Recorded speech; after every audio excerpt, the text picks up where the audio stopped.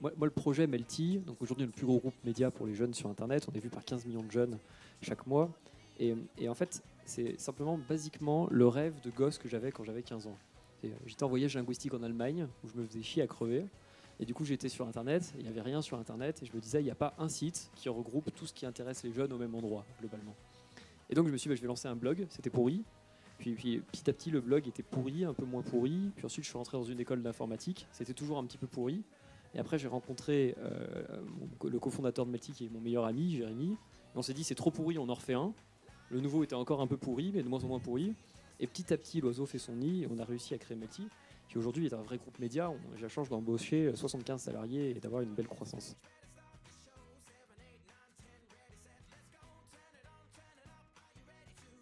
C'était encore plus naïf parce que finalement, si tu veux, j'étais même pas dans une logique de dire je vais monter une boîte. J'étais dans une logique de dire je suis persuadé que quelque part, un jour, on va pouvoir créer un média et ce média va regrouper tous les sujets qui intéressent les jeunes. Et puis après, effectivement, on est rentré à Epitech. Et puis après, on s'est rendu compte, parce que je pense qu'on partage tous le fait qu'on est très pragmatique finalement, on s'est rendu compte qu'il fallait des thunes. Parce que si tu n'as pas d'argent, tu ne vas pas pouvoir construire l'entreprise.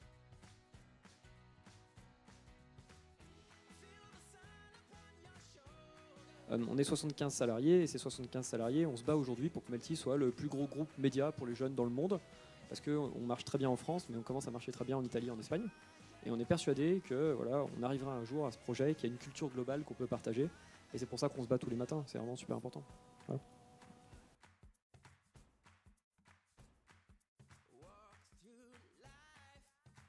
Je pense que si tu t'éclates pas dans ton taf, globalement, ce sera pas cool. Donc on a fait des environnements incroyablement cool. Les bureaux de Melty ne s'appellent pas des bureaux, mais c'est une prairie. Melty a été fondé par un lapin en peluche qui s'appelle Tam Tam, qui est très puissant, qui est un dieu des développeurs au passage. Il y a des skates qui vous permettent de vous déplacer plus vite d'une aile à l'autre. Le papier est strictement interdit, sauf pour le pôle administratif et financier qui en a encore besoin. Vous pouvez vous installer à peu près n'importe où. Et on a des salles de brainstorming avec des barques sur lesquelles tu peux écrire partout au plafond, au sous-sol. Et tu as également des coussins Fatboy. Et tu as un truc qui s'appelle le Thanks God It's Monday. En fait, tous les lundis matins, il y a un petit déj qui est offert à l'ensemble de nos salariés. Comme ça, tout le monde peut parler de son week-end. Et tous les nouveaux salariés qu'on recrute, parce qu'on a recruté une trentaine de personnes l'année dernière, et ben en fait, vont raconter qu'est-ce qu'ils vont faire dans l'entreprise. Et puis aussi, vont devoir faire un poème à Tam Tam, le lapin fondateur, parce que c'est quand même important de faire un poème à notre mascotte, qui est très connue aujourd'hui. Ça, c'est l'ambiance globale de Melty. Il n'y a pas d'horaire, tu fais ce que tu veux. Par contre, en échange, une grande coolitude entraîne de grandes responsabilités. Et du coup, on a énormément de stats, énormément de données, énormément d'infos. Et il faut travailler plutôt dur finalement, parce que c'est une start-up, ça nécessite du décollage. Donc tu fais ce que tu veux, mais par contre, il faut que les performances, entre guillemets, soient au rendez-vous. Et c'est vachement important. Mais ce qui est génial, c'est que du coup, on arrive à fédérer nos équipes autour de ce projet.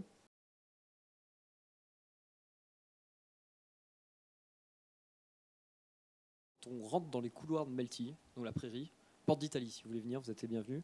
Quand on rentre dans la prairie, tu as une énergie de psychopathe. Tu as des mecs qui bougent dans tous les sens, qui créent. On écrit entre 300 et 500 articles par jour, on produit 230 heures de vidéos exclusives par mois, et il y a des projets, des nouvelles pages, des nouvelles campagnes, des idées, de la créativité. Et tout ça, ça se brasse et ça crée un espèce de tourbillon comme une ruche, si tu veux. Et ça crée des choses qui sont vraiment fondamentalement uniques.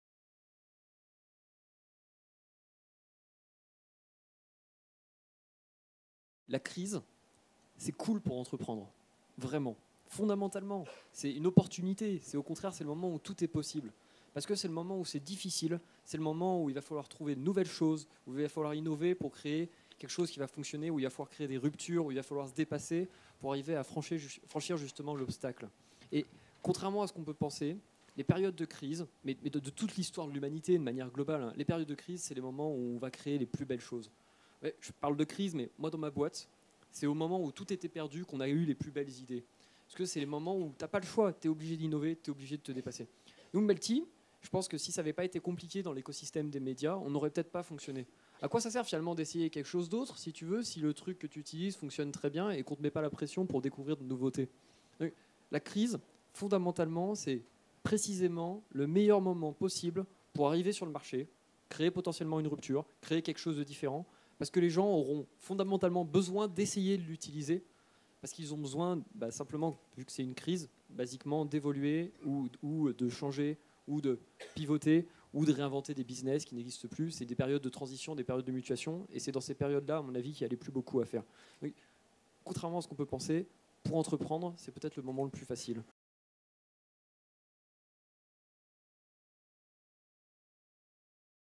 Plantez-vous. Mais sérieusement, plantez-vous, quoi. Plantez-vous, ou ne vous plantez pas, mais essayez de vous planter dans ce cas-là. C'est important. Et les gens, en France, on a cette peur de l'échec. On se dit, oh, on va se planter, c'est la fin du monde, tout est perdu, machin bidule et tout. Mais pas du tout, en fait. Parce que chaque connerie que tu fais, si tout se passe bien, c'est une erreur que tu ne referas pas. Moi, j'ai eu la chance, j'ai dans mon capital, j'ai des mecs cool, Pierre Chapaz, et il m'a dit, aux États-Unis, on ne considère pas un entrepreneur comme étant un vrai entrepreneur tant que le mec n'a pas au moins planté 2 boîtes. Alors, dit comme ça paraît dingue, mais qu'est-ce que ça veut dire? Ça veut dire que quand le gars il va construire sa 3e boîte, et ben potentiellement, il y aura toutes les erreurs de la première, si tout se passe bien, et toutes les erreurs de la 2e qu'il ne refera pas. Et c'est finalement beaucoup plus facile, dans la réalité, si on regarde, d'avoir confiance dans quelqu'un qui a déjà fait des erreurs, et on l'espère ne les refera plus, qu'en quelqu'un qui n'en a encore jamais fait, et qui du coup, si tout se passe bien, devrait quand même en faire 2 ou 3. Donc, plantez-vous. Franchement, plantez-vous. Entourez-vous de gens qui ont de l'expérience. Moi, ce qui m'a beaucoup aidé, c'est que j'ai 28 ans, donc j'en ai aucune d'expérience. Moi, je suis développeur, je ne suis pas DG. Maintenant, je gère un grand groupe.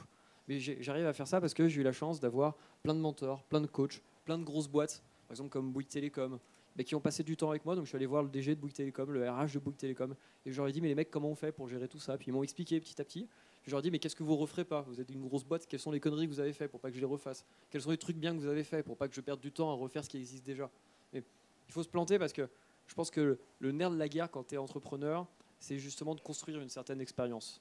Et il y a 2 méthodes pour construire l'expérience. Soit en faire les frais soi-même, et c'est des leçons, et ces leçons, elles peuvent valoir beaucoup, mais potentiellement elles sont bonnes à prendre.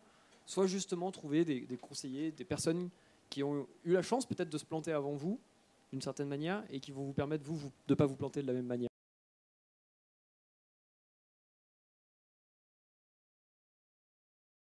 En 2009, on a cramé 250 000 euros dans le vent. Et en 2011, on a recramé 150 000 euros dans le vent.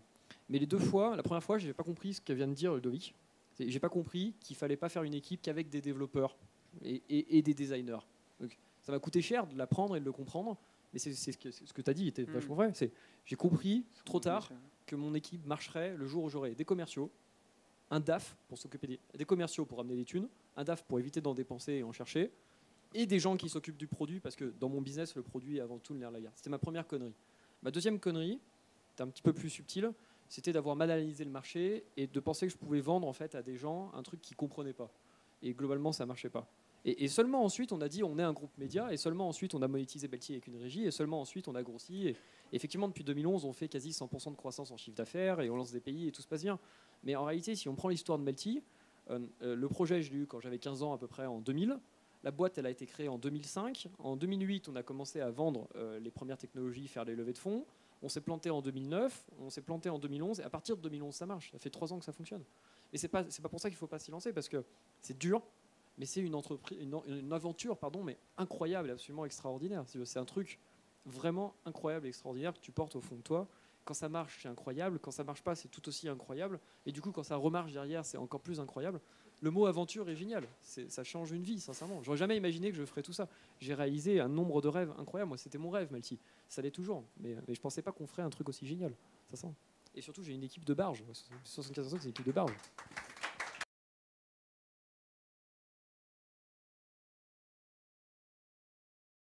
En fait, c'est un entrepreneur qui s'appelle Pierre Chapaz. Et il a réussi un business incroyable qui s'appelle Quel Coup. Il est en train de réussir un autre qui s'appelle eBuzzing. Et en fait, c'est le directeur marketing Europe de Facebook qui l'a écrit, qui s'appelle Julien Codorniou. Et son livre s'appelle Ils ont réussi leur start-up. Et je vous invite à le lire parce que c'est incroyable comme livre.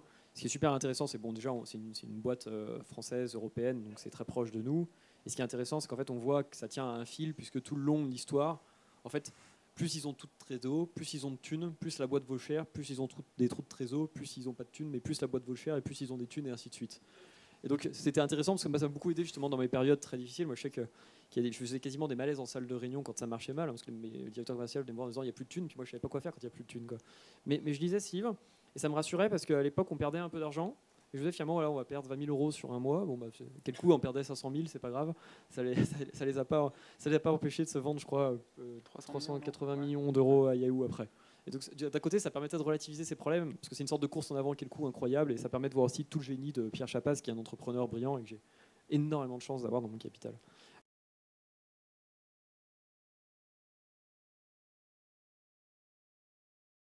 Mais je pense que la personne la plus géniale de toute mon équipe, c'est Pascal Herblon, qui est la directrice de nos rédactions, et donc qui gère les rédactions de Melty. C'est en fait la première personne qui a été salariée de Melty en 2008, si je ne dis pas de bêtises. Et elle est passée du statut de rédactrice, qu'au début elle devait juste simplement écrire des articles, au statut de directrice des rédactions. En fait, c'est elle qui gère les rédacteurs en chef. C'est la rédactrice en chef des rédacteurs en chef. Et elle fait un travail formidable à l'international, et elle m'accompagne depuis pas mal de temps.